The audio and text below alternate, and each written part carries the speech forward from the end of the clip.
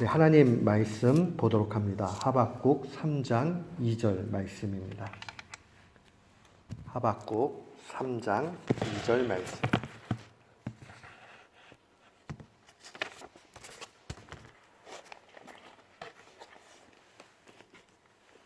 우리 같은 마음으로 하박국서 3장 2절 함께 봉독하도록 합니다. 3장 2절입니다. 여호와여, 내가 주께 대한 소문을 듣고 놀랐나이다. 여호와여, 주는 주의 일을 이 수년 내에 부응하게 하옵소서. 이 수년 내에 나타내시옵소서. 진노 중에라도 긍휼을 잊지 마옵소서. 아멘.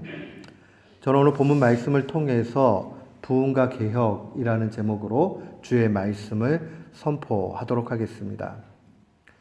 1517년 마르틴 루터가 위텐베르그 성문에 95개조 신앙 고백서를 붙입니다. 보통 일반 역사에서는 반박문이다 이런 이야기를 쓰는데 실제 그 내용을 보면 다른 반박의 내용들이 아니고요. 성경이 가르치는 바른 신앙의 고백의 내용에 대해서 증거하고 있는 것을 볼 수 있습니다. 중세 로마 교회가 잘못되었기 때문에 그 신앙의 내용이 성경으로 다시 돌아가야 됨을 알려주는 것이고 그 가운데 성경의 내용을 그대로 잘 요약해가지고 알려주고 있죠. 근데 이러한 1517년의 종교개혁의 내용은 이미 앞서서 200년 전에도 있었습니다. 교회 역사를 살펴보면요. 존 위클리프라는 그러한 분도 분명히 이 성경의 진리를 알려주고 있었고요. 그 다음에 한 100년 전, 1517년보다 한 100년 전에 얀 후스라는 이 분도 역시 성경의 바른 진리를 알려줬습니다. 이 옥스퍼드 대학에 활동했던 존 위클리프가 죽고 나서 한 100년이 지나고 나서 그에게 큰 영향을 받았던 사람이 얀 후스라는 사람입니다. 이 사람은 오늘날의 체코죠. 이 보헤미안의 프라하, 이 프라하 대학의 총장이었어요. 이분이 신앙 양심에 맞춰서 성경을 올바로 증거하다가 이제 종교 회의에서 파면을 당하게 되고 불에 태워서 죽게 됩니다. 화형을 당하게 됩니다. 근데 그가 이 죽음을 귀하게 맞이하면서 자기의 신앙을 올바른 데 사용하고 있음을 기뻐했다는 것을 볼 수 있습니다. 지금도 이 체코의 프라하에 가면 이 프라하의 구시에 가면은 이 동상이 있어요. 근데 거기에 7개 내용이 적혀져 있는데 그 중에 마지막 내용이 이렇게 되어져 있습니다. 죽음을 두려워하지 말고 진리를 지키라. 그러니까 그는 자신의 한 생명을 진리를 지키기 위해서 내어놓고 있는 것을 보게 됩니다. 이런 면에서 보면 종교개혁은 진리와 거짓과의 싸움입니다. 어느 편에 설 거냐? 진리 편에 설 거냐? 거짓 편에 설 거냐? 근데 이게 왜 이렇게 중요하냐? 우리 인생의 질이 달라지기 때문에 그래요. 진리 편에 서는 사람의 인생과 거짓에 속아 있는 인생은 완전히 그 인생의 질이 달라지게 되어 있습니다. 그런 의미에서 진리 편에 서는 일들이 귀합니다. 그렇다면 우리가 진리가 뭔지를 좀 살펴볼 필요가 있습니다. 여러분, 우리 진리 이렇게 얘기하면 진리가 무엇이겠습니까? 성경 말씀대로 보면 참 흥미로운 대목이 하나 나와요. 예수님이 처형당하시기 직전에 빌라도 총독에게 이 신문을 받는 광경이 요한복음 18장에 증거되어져 있습니다. 요한복음 18장에 보면 이렇게 증거가 되어져 있어요. 빌라도가 이르되 그러면 네가 왕이 아니냐? 예수께서 대답하시되 네 말과 같이 내가 왕이니라.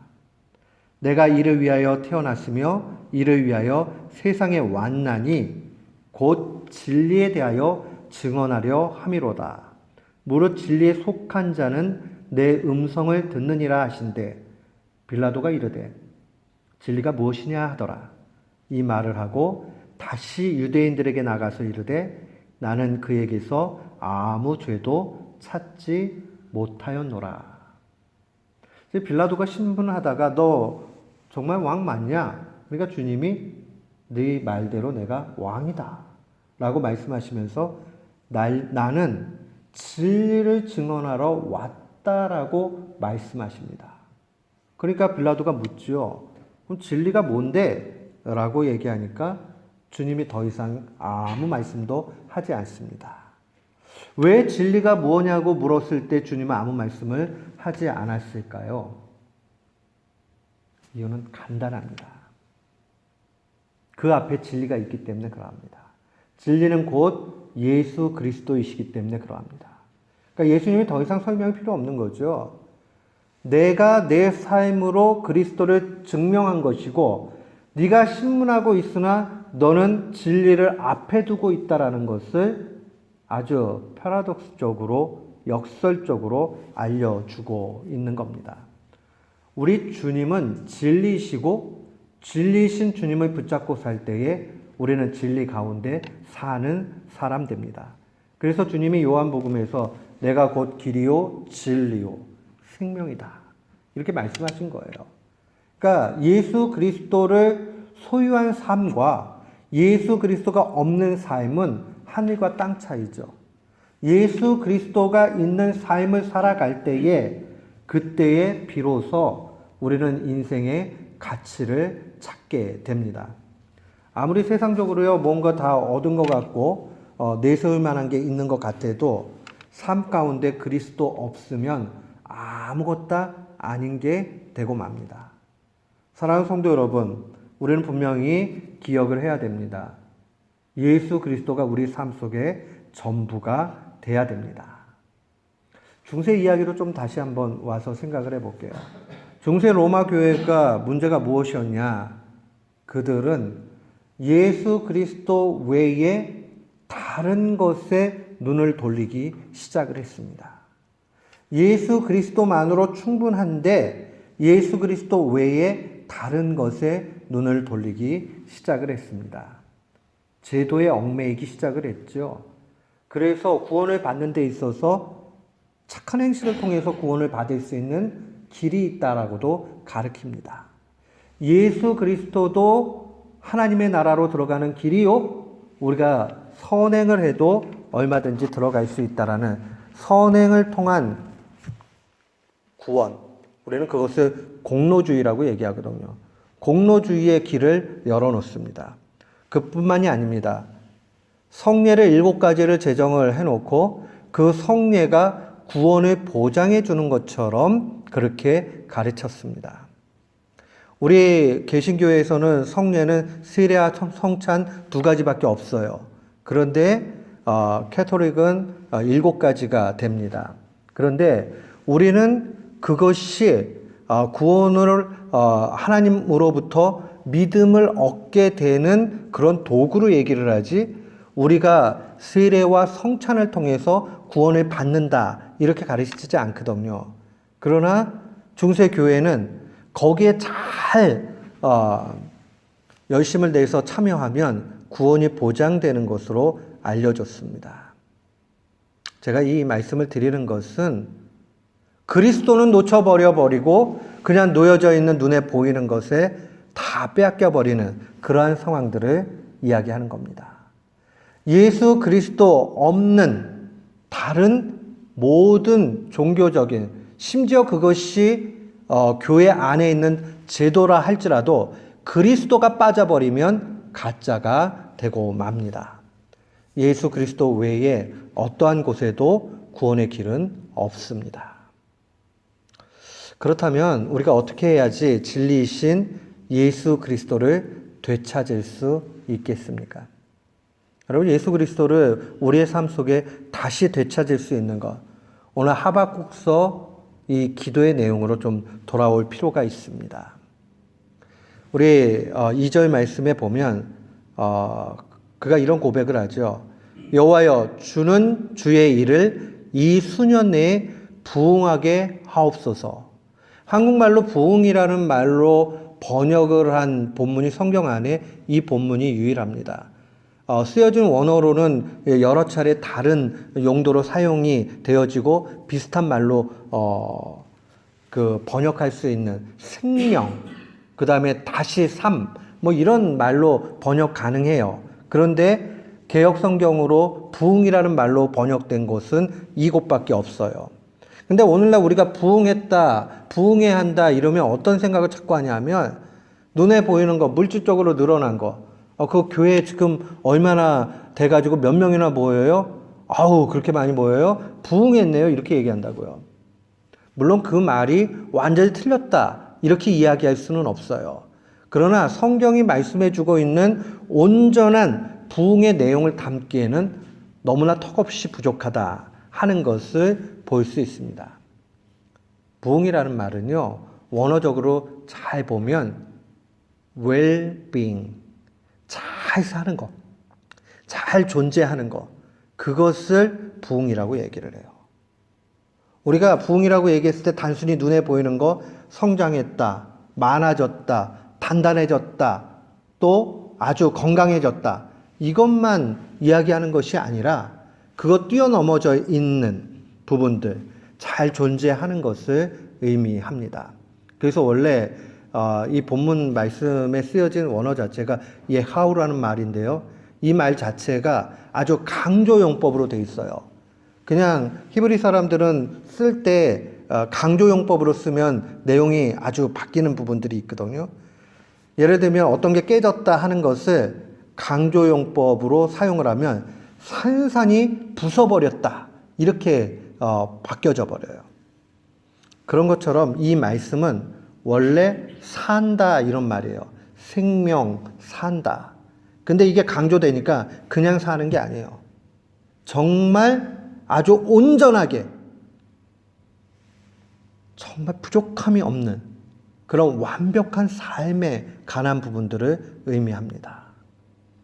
그러니까 후회가 없는 삶이죠. 가치 있는 삶이죠. 정말 죽은 것과 진배 없는 그 상황 속에서 완전히 새 생명이 들어온 그런 상태를 표현하는 말입니다. 그러니까 우리가 하박국이 지금 기도할 때에 이 수년 내에 부흥케 해달라 하는 것은 우리의 상황들이 다 없어지는 것 같은 그런 상황들이 되지만은 이제는 이 안에서 새 생명을 얻도록 해 주십시오라는 기도라, 그렇게 볼 수 있습니다. 리바이벌이라는 말 자체가 바로 그런 의미를 가지고 있습니다. 우리가 다시 생명을 얻게 되는 게 리바이벌이고, 또 죽은 곳에서 생명이 싹 트는 것이 리바이벌이죠. 우리가 그럴 수 있는 것이 하박국서의 배경을 보면 너무나 절절히 느껴집니다. 하박국 선지자가 활동하던 시절들에 보면 이 외세가 아주 강력했어요. 예수님 오시기 600년 정도 전에 활동했던 선지자인데, 갈그미스 전투라는 곳에서 이제 바벨론이 아주 강성해집니다. 처음에 바벨론이 그렇게 강한 나라가 아니었는데 이 전투를 통해서 점점 강해지게 되고, 나중에는 거대한 나라였던 이집트까지도 아주 박살을 내버리는 그러한 상황이 됩니다. 그런 가운데서 외부에서는 아주 강한 나라가 일어나가지고 유다 민족들을 힘들게 만들어요. 내부적으로는 부패했어요. 심지어는 다른 외부에서 간섭을 하면서 요시야 왕이라는 왕이 선한 왕이었는데, 이 왕의 종교개혁이 다 끝나고 나서 그의 아들이었던 여호아스라는 사람이 왕에 올랐어요. 근데 왕에 오른 지 3개월 만에 이 외세에 의해서 폐위, 그 자리에서 물러나게 되고요. 그 동생이었던 여호야김이라는 그런 왕으로 올라가게 됩니다. 이게 얼마나 혼탁한 상황이고 이 나라가 힘이 없는 상황인가 한번 생각해 보십시오. 그런 상황에서 부흥케 해달라고, 다시 살게 해달라고 이 하박국이 기도하는 겁니다. 조금 우리들 이야기로 와서 볼까요? 인생을 살다 보면 우리의 삶 가운데 다 힘듭니다. 저 어린 거 5살, 6살짜리가 뭐가 힘들까? 가만 얘기 들어가 보면요. 걔들이 인생 얘기를 해요. 걔들도 힘들어요. 공부하는 거 힘들고요. 어린이집 가는 거 힘들대요. 그 다음에 애들하고 관계하는 거 힘들대요. 또 좀 크면요. 좀 크면은 괜찮겠다 싶지만, 스트레스 받는 것은 여전하죠. 잘 알잖아요. 우리가 시간들 다 지나와 봤으니까요. 공부하는 것도 힘들고, 관계하는 것도 힘들고, 대학 가는 것도 힘들고, 미래에 대해서 불안한 마음도 분명히 있고요. 어린 시절에 빨리 어른 되면 좋겠다.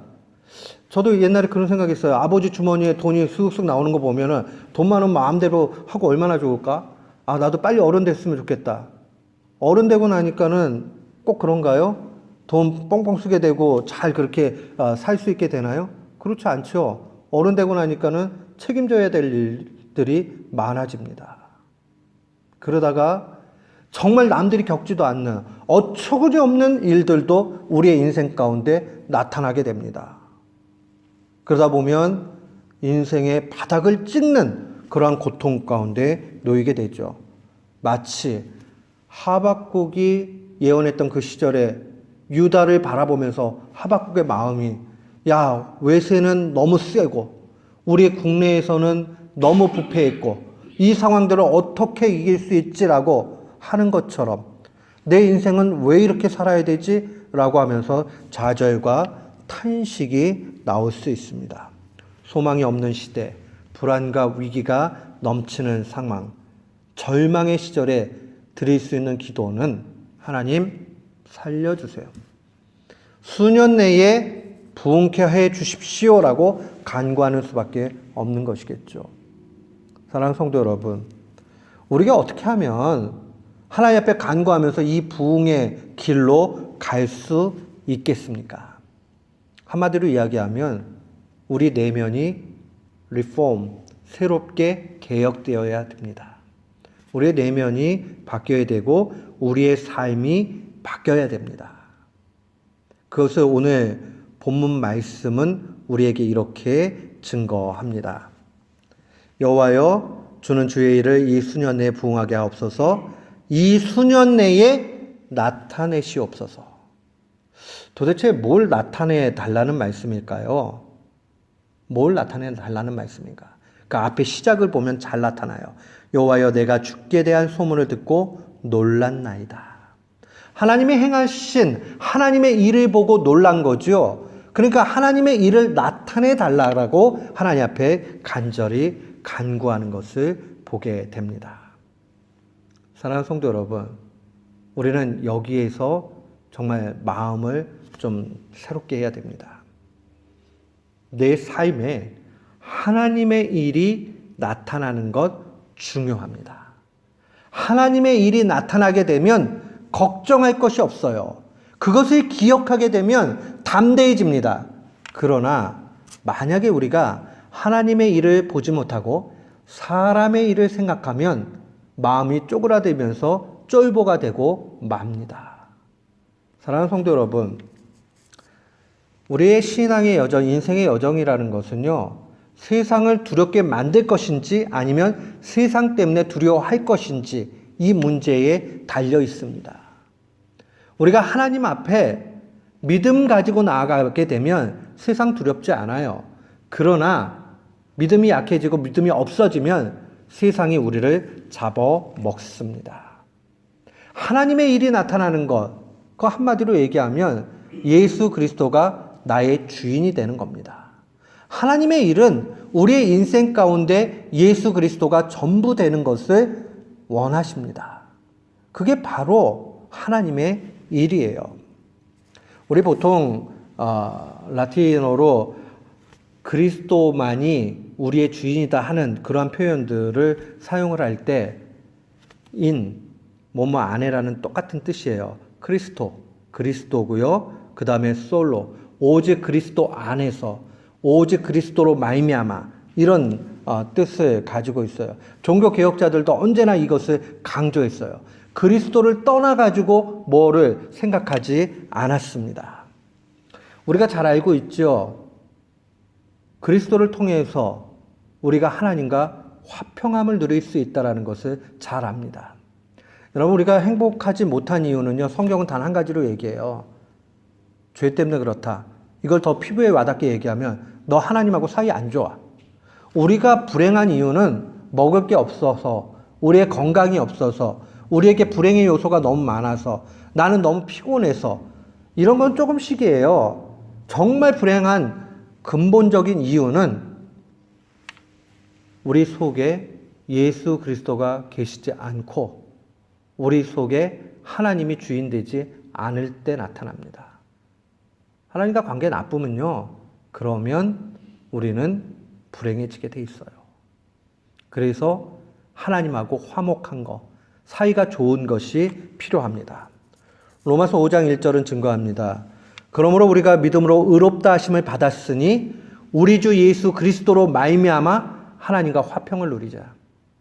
하나님과 화평을 누린다는 것은 아주 좋은 관계, 피스풀한 그런 관계를 갖는 거죠. 그러기 위해서 필요한 것은 예수 그리스도입니다. 여러분, 아까도 말씀을 드렸지만 사탄은 아주 교묘해요. 그래서 우리한테 야, 너 죄 지어라 이러면서 유혹하지 않아요. 죄 짓지 말라고 얘기해요. 사탄도. 죄 짓지 말라라고 얘기하고 아주 다른 전술로 나가게 되죠. 죄 짓지 마, 죄 짓지 마. 그 다음에 죄를 안 지으면서 속으로는 아주 자기 스스로를 대단한 사람으로 여기도록 교만한 마음을 쑥 집어넣죠. 나 이 정도면 괜찮은데, 나 죄 안 짓고 잘 지내는데, 이렇게 만들어버리죠. 사탄은 고단수입니다. 우리보다 훨씬 더 머리가 좋습니다. 그래서 우리를 유혹의 길로 넘어뜨립니다. 오늘날 교회 안에서는 어떻게 유혹을 합니까? 세상 속에서 성공해라 라는 것으로 요약이 됩니다. 세상 속의 성공이라는 말은 어른들에게는 돈이라는 말과 매우 밀접하게 관련 지어집니다. 여러분, 돈 많이 벌면 그 사람 하나님 앞에 축복받은 것입니다. 어떤 사람이 명예가 높아졌습니다. 이름 낼 만한 상황이 됐습니다. 그러면 그 사람은 하나님 앞에 복을 받은 것입니다. 물론 하나님께서 정말 그렇게 베풀어 주셔서 받은 복이라면 정말 칭찬받을 만하고 하나님 앞에 영광 돌릴만 합니다. 그러나 하나님의 일은 언제나 그런 것만은 아닙니다. 실패할 때도 하나님의 일이 드러납니다. 넘어질 때도 하나님의 일이 드러납니다. 심지어는 세상에 내세울 것 없는 상황들이 돼도 그게 하나님의 일일 때가 있습니다. 여러분, 우리에게 중요한 것은 세상의 가치를 마치 복받는 한 증표로만 여기지 않는 겁니다. 나 망했네. 망했는데 이것 때문에 더 열심히 기도하고 하나님과 가까워지고 하나님과 관계가 좋아졌어요. 망한 게 복입니다. 목사님 고생을 안 해봐가지고 그런 얘기 하는군요 라고 하실지 모르겠어요. 그런데 고생을 하고 안 하고를 떠나서 하나님의 말씀도 그렇고 또 목회를 하다 보면 많은 케이스를 다루게 됩니다. 그렇게 보면 어려움 중에, 실패 중에, 환난 중에, 넘어짐 가운데 오히려 하나님의 은혜가 나타나는 경우를 훨씬 많이 보게 됩니다. 돈을 많이 벌고 자녀가 잘 되는 것만이 결단코 복은 아닙니다. 정말 망하게 되고 힘들게 되고 그래서 하나님을 더욱 찾게 된다면, 그리스도를 만나게 된다면 그것이 오히려 큰 복이라는 것을 기억해야 됩니다. 오늘날에 있어서는 예수 그리스도만으로 만족하지 못합니다. 자꾸 세상적인 가치들이 기준으로 오게 됩니다. 그래서 더 큰 집에 살아야 되고, 더 좋은 차를 타야 되고, 내 자녀가 더 잘 돼야 되고, 이걸로 다 비교치를 삼죠. 그래서 좀 안 그렇게 되면, 조금 어려움을 만나게 되면, 그러면 어떻게 생각을 해요? 하나님이 날 버렸나 보다. 이렇게 생각을 해요. 그것은 바로 사람의 생각입니다. 정말 개혁하는 사람, 개혁된 사람, 개혁되고 있는 사람, 하나님 앞에 바로 서 나아가고 있는 사람, 그 사람에게 나타나는 것은 하나님의 일을 생각하는 거예요. 사람의 일을 생각하는 것이 아니라. 여러분, 예수 그리스도만으로 만족한다는 거는요, 바로 이런 거예요. 세상의 가치를 내가 갖지 못한다 할지라도 그거보다 더 비참하고 힘든 상황들이 돼도 난 괜찮아. 우리 주님이 계시니까. 제가 만약에요, 더 큰 교회 또 헌금도 많이 나오고 대우를 받을 수 있는 이런 곳을 사모하면서 우리 교회를 목회한다 그러면 저는 굉장히 불쌍한 사람이 되고 말 거예요. 왜냐하면 언제나 만족감이 없을 테니까. 그리고 비참할 테겠죠. 난 실패했나 봐. 이런 생각을 하겠죠. 여러분, 만약에 작지만 하나님의 은혜를 날마다 경험하게 되고 하나님의 인도하심을 바라고 간다면 큰 교회를 부러워할 이유가 전혀 없는 거죠. 여러분, 부모님이 되시고 자녀가 돼도 마찬가지예요. 우리 엄마 아빠 왜 이렇게 돈이 없어? 우리 엄마 아빠는 배운 게 없어가지고. 우리 자식은 누구 머리를 닮았는지 십자가다, 십자가. 여러분, 그렇게 비참하게 생각을 하면 우리는 그리스도 한 분만으로 만족하지 못하는 삶을 살고 있는 거예요. 그리스도만으로 만족하면요, 내게 주어진 모든 것을 아멘으로 받게 되고 그 안에서 하나님의 큰 일들을 보게 됩니다. 여러분, 우리 교우들은 오늘 502주년 종교개혁 주일을 맞이해서 마음이 결단했으면 좋겠어요. 예수님 한 분만으로 만족한다. 다른 게 더 필요 없다 하는 그 마음 가운데서 나아가기를 원합니다. 그러면 모든 게 다 아멘과 감사로 나타나게 돼 있어요. 여러분, 제가 최면 걸거나 마음속에 그냥 위안 삼자 하는 말씀 아닙니다. 우리가 정말 그리스도로 만족하게 되면요, 세상의 가치들은 그 다음 것이 되지 그게 우선되지 않아요. 그거 우선해봤자 뭐합니까? 어차피 없어질 것인데. 장례식에 갈 때 그거 가져갈 수 있나요? 아무것도 다 소용없어요. 우리가 마지막 때에 가져갈 수 있는 건 딱 한 가지밖에 없어요. 우리의 믿음밖에 없어요. 우리의 믿음을 어떻게 지키고 갔느냐. 그 믿음은 그리스도 한 분으로 만족하는 것이고 하나님의 일을 생각하는 거예요. 마태복음 16장에 오게 되면 굉장히 재밌는 스토리가 하나 기록이 되어져 있습니다. 베드로와 예수님의 대화예요. 베드로가 가이사랴 빌립보에서 엄청난 칭찬을 받죠.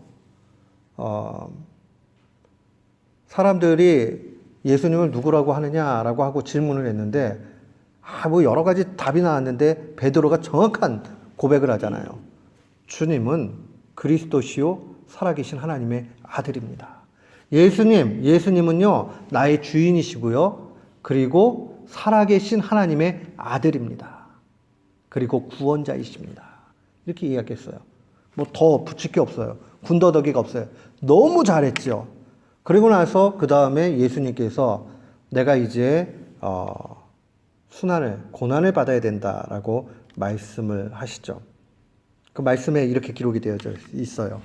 이때로부터 예수 그리스도께서 자기가 예루살렘에 올라가 장로들과 대제사장들과 서기관들에게 많은 고난을 받고 죽임을 당하고 제3일에 살아나야 할 것을 제자들에게 비로소 나타내시니, 당신의 고난받을 것을 이제 처음 이야기를 합니다. 그랬더니 베드로가 예수를 붙들고 항변하여 이르되 주여 그리하지 마옵소서. 이 일이 결코 주께 미치지 아니하리이다. 제자가 이 정도 되면 스승이 얼마나 감동을 받았겠어요. 근데 주님이 우리의 예상과는 너무 다른 말씀을 하시죠. 예수께서 돌이키시며 베드로에게 이르시되 사탄아 내 뒤로 물러가라. 너는 나를 넘어지게 하는 자로라. 네가 하나님의 일을 생각하지 아니하고 도리어 사람의 일을 생각하는도다.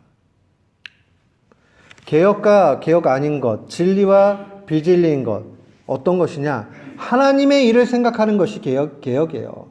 사람의 차원의 사람의 일을 생각하면 하나님에게 오히려 거침이 되는 일을 하게 된다는 걸 기억해야 됩니다. 자꾸 사람의 생각이 많아지면 조건을 따지고 뭘 재보고 자꾸 이런 마음 가운데 우리가 살게 돼 있어요. 그것이 얼마나 많은 문제인가. 결혼을 했어요. 그랬는데 배우자를 맨날 딴지 배우자하고 비교해 보세요. 그 불행한 거예요. 저주예요. 자녀를 하나님 주셨는데 그 자녀를 다른 집 자식들은 철이 들어가지고 이렇게 하는데 우리 자식들은 왜 이런가? 한번 그렇게 해보세요. 그 저주스러운 거예요. 그게 아니라 하나님의 차원에서 하나님의 일을 생각하고 연약한 부분들이 보이면 야, 이거 하나님께서 이런 연약함들을 왜 주셨는가? 더 기도해 줘야 되겠구나. 더 사랑해 줘야 되겠구나. 내가 뭐가 부족했는가? 또 하나님 앞에 지혜를 구해야 되겠구나. 그렇게 가야지 그게 맞는 거예요. 사랑하는 성도 여러분, 사람의 일을 생각하면 베드로 같은 실수를 하게 됩니다. 그러니까 베드로가 사람의 일 생각하니까 주님 그렇게 죽으시고 부활하면 안 됩니다 얘기하는 거잖아요. 고난 받으시면 절대로 안 돼요. 그러나 우리가 하나님의 일을 생각하면 하나님의 차원들을 이해하면서 가게 됩니다. 사람의 일을 생각하지 않는 것이 곧 개혁입니다. 하나님의 일이라는 것은 예수님 한 분만으로 충분하다 하는 그러한 믿음입니다. 이렇게 믿음 가운데 가는 사람에게 주님은 명령을 하셨어요. 아까 마태복음 16장 21절 이하의 내용들을 쭉 읽다 보면 24절에 그 다음 주님이 이런 말씀을 하세요. 이에 예수께서 제자들에게 이르시되 누구든지 나를 따라오려거든 자기를 부인하고 자기 십자가를 지고 나를 따를 것이니라 라고 말씀하십니다. 자기를 부인한다는 말이 뭐예요? self denial. 뭐예요?